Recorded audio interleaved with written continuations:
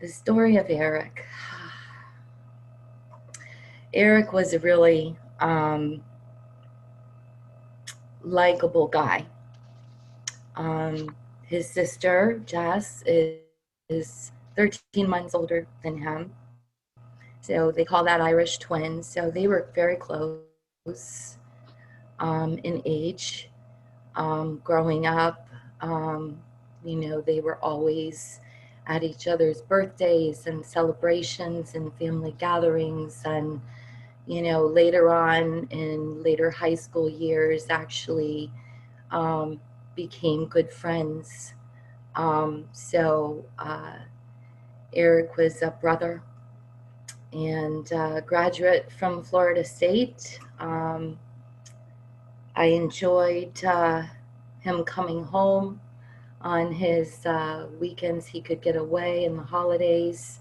I had to learn to let go of worrying and obsessing about how he was and what he was doing and was he safe, um, because he was so far away now. He was 6 to 8 hours away, and after that, after he graduated from Florida State, he became an insurance adjuster for State Farm Catastrophe. So he would follow the disasters and go and stroke checks to people so they could try to rebuild um, their destruction. So it was a lonely life. He was gone from home 10 months at least out of the year. He was always home between Thanksgiving and my birthday in January. And he was, the year that he died, also home that holiday season. So, our holidays, they're kind of broken and scattered now.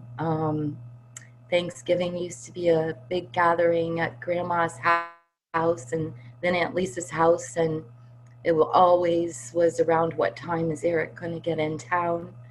Um, so you can imagine my family definitely boycotted Thanksgiving the year he died.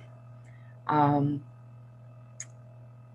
Relationships were changed and awkward, and everybody was going through their own stuff. So um, I'm proud to say, though, that we've done some healing in our family now, to some extent, but I do think we have a lot of healing to go. Um, Erik, while he was deployed, I know this picture is so tiny, but he's sitting on a cliff and there's a waterfall and he's with his dogs. And there's a lady that contacted me through Facebook Messenger after he died because she, I don't know, like weeks later saw that Erik had passed away and she couldn't believe it. And he was having lunch in a diner and struck up a conversation with her, and she's 75 years old, and he was looking for a place to take his dogs hiking, and she showed him a beautiful place and took this picture of him and la la la. So um, that was, nature is definitely one of the places that I feel close to Erik because I know um, that Erik was very at peace in nature. Um, this post, it's not a post actually.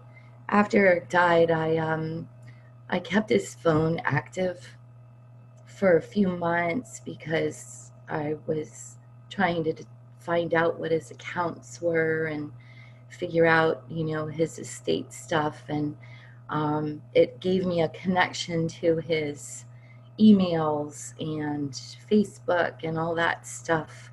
Um, so these were notes on Erik's phone. This was, he died on February 9th, 2016. So this was just a couple months before he died. And you think, wow, what a sweet guy. But Erik had been battling an addiction for the whole previous year to his death. In March of 15, his friends called me in a panic because he was saying suicidal things, and he had done crystal meth and had traveled to a staging for a hailstorm or something in Oklahoma, high on crystal meth, and got there hours late for the training and the staging. And we were talking him out into telling them he had a personal emergency at home, because I knew he tried that terrible drug. And so we put together this intervention, and family came and lifetime friends came, and we, had this chat with him in this hotel in Chattanooga, Tennessee, um, about how scary that drug is and that he needed to get help and yada yada. He had agreed to get help. He was going to go into treatment.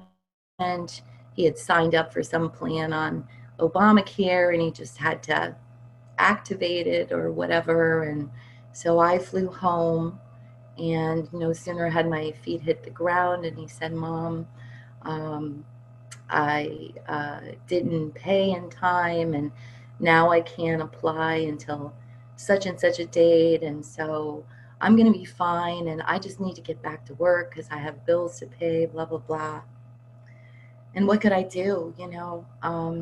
He went back to work, and I,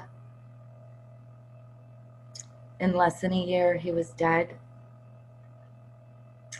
The day he died, the people that were in the house with him said he hadn't slept for 9 days. So I'm sure he was in a psychotic state, and that comforts me because he would have never done something to shatter so many hearts. He would have never done that. So Erik was a kind of funny guy. He was very witty and easygoing, and just posted this on his 4-year anniversary of his death, and I liked it because it made me smile, and it really is about who he was.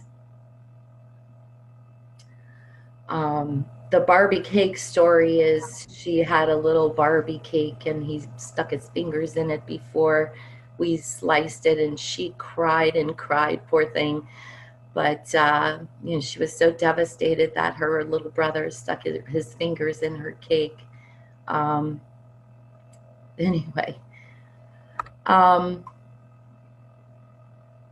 we had a celebration of life for Erik, and a friend of mine volunteered to take photos at the celebration of life. Me and Erik in the canoe is not the celebration of life, but one of the first things I posted when he died was, "Who will steer my canoe now? Erik, I can't believe I will never see you or hug you or talk to you again."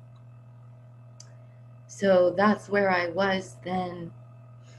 But I kind of believe today, it's still steering my damn canoe, believe it or not. He is.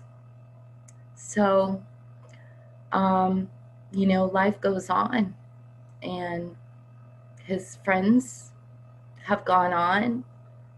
Some struggle.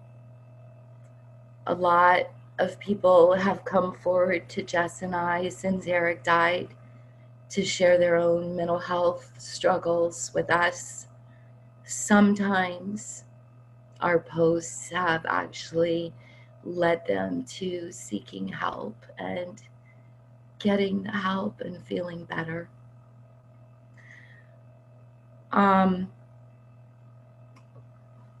Erik was that kind of kid, and some people spoke at his celebration of life, my wonderful boss kicked it off for me and started this theme of pay it forward because of the heartfelt tributes that had been posted about Erik by the many people he had touched. Um, it was about to take this and pay it forward and help someone else who's struggling. When you see a person struggling, if you think something's wrong, flat out ask them, are you okay? So you never know the answer you're going to get, and you never know who might just need someone that cares at that very moment.